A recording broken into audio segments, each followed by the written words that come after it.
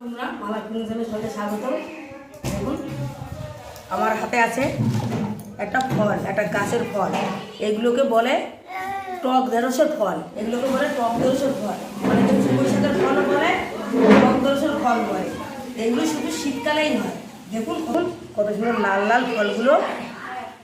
এই টক ঢেঁড়সের ফল দিয়ে আজকে আমি বানাবো চাটনি। চাটনি কিন্তু খেতে কিন্তু দারুণ লাগে। এই চাটনিটা বানিয়ে আমরা ভাতের সাথে খেতে পারেন, রুটির সঙ্গেও খেতে পারেন। পুরো চাটনিটা বানাবো তখন দেখুন আমরা পুরো জেলি হয়ে যায়, জেলি হয়ে যায়। আর পুরো দেখুন ঢেঁড়সের মতো দেখতে, পুরো অবিকল ঢেঁড়স। এই ফল কিন্তু দু রকমের আছে, এইটা হয় লাল আর একটা আছে কিন্তু সাদা। তার সাদাটার থেকে লালটাই বেশি ভালো লাগে খেতে। আর এইগুলো কী করে ছাড়াতে হবে দেখুন আপনারা। এইভাবে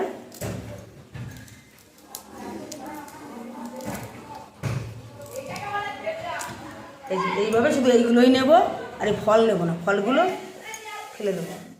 এইভাবে সব ফলগুলো আমি ছাড়িয়ে নেব, তারপরে আমি চাটনিটা বানাবো। আপনারা সঙ্গে থাকুন। ফলগুলো সব বেছে নিয়েছি, এতগুলো ফেলে দিতে হবে, এগুলো খাওয়া যাবে না। আর এগুলো এখন পরিষ্কার করে ধুয়ে নেব।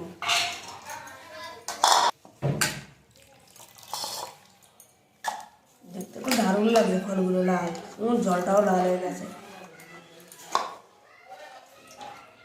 দিয়ে দেবো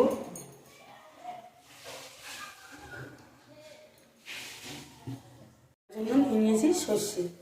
মিষ্টি চাটনি বানালে আপনারা অবশ্যই সর্ষে ফোড়ন দেবেন, তাহলে খেতে ভালো লাগে। দেখুন ফোড়ন হয়ে গেছে।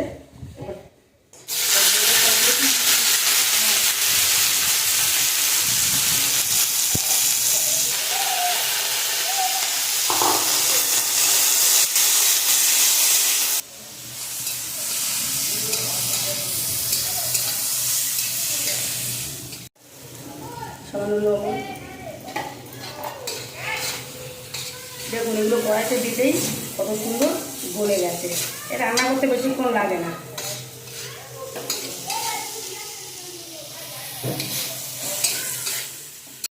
দেখুন টক ফলগুলো তেলের মধ্যে সুন্দর করে লবণ হলুদ কষিয়ে নিয়েছি। দেখুন এরকম হয়েছে। এখন এর মধ্যে আমি সামান্য পরিমাণে জল দিয়ে দেবো, মানে চাটনিটা একটু মাখো মাখো হয়। ব্যাস, জল দিয়ে দিয়েছি। এটা 10 মিনিট রান্না হওয়ার পরে আমি চিনি দেবো।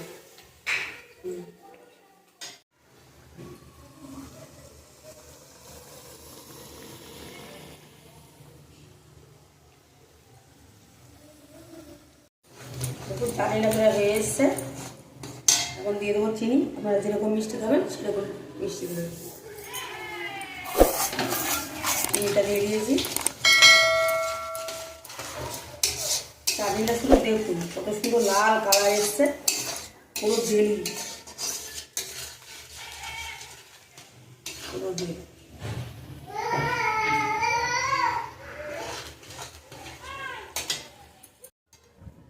টক ফলের চাটনিটা রান্না করা হয়ে গেছে, গ্যাস অফ করে নামিয়ে দেবো।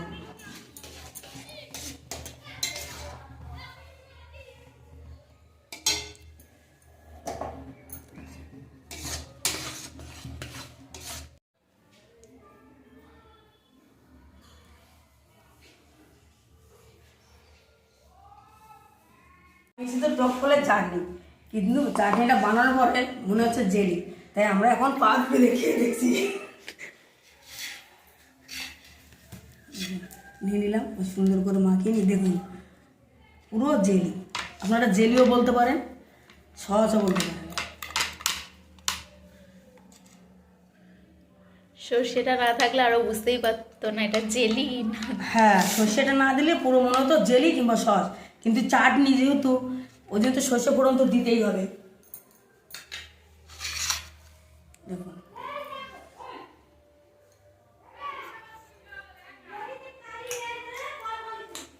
সত্যি জেলি জেলি খেতে লাগছে, খুব ভালো লাগছে খেতে। এবার আমিও খেয়ে বলবো কেমন হয়েছে। দারুণ হয়েছে, বোঝাই যাবে না যেটা জেলি না চাটনি। আপনারা জেলির মতন যদি খেতে চান তাহলে সর্ষেটা দেবেন না, একটা শুকনো লঙ্কা ফোড়ন দিয়ে মা যেটা রান্না করলো ওইভাবেই রান্না করবেন, শুধু সর্ষেটা দেবেন না। আর চাটনি করে খেতে চাইলে সর্ষে দেবেন, যা দিল মা। তো ভিডিওটা ভালো লাগলে অবশ্যই লাইক শেয়ার কমেন্ট করবেন।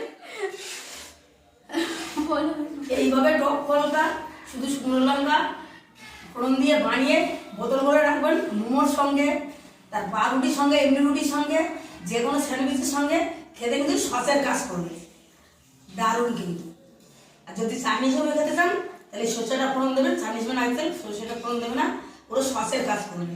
সত্যি খুব সুন্দর হয়েছে। আর আজকের ভিডিওটা কেমন লাগলো অবশ্যই কমেন্টে জানাবেন, লাইক শেয়ার করবেন আর সাবস্ক্রাইব করে আমাদের পাশে থাকবেন। যেসব বন্ধুরা সাবস্ক্রাইব করছেন তাদের অনেক ধন্যবাদ, যারা এখনো করেননি অবশ্যই সাবস্ক্রাইব করবেন।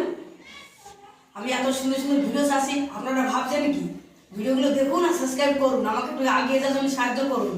আপনারা যদি কোনো ভিডিও দেখতে চান তাও কমেন্ট করে জানাবেন, আমি আপনাদের অনুরোধ রাখার চেষ্টা করবো। আপনারা ভালো থাকবেন, সুস্থ থাকবেন, দেখা হচ্ছে পরের ভিডিও।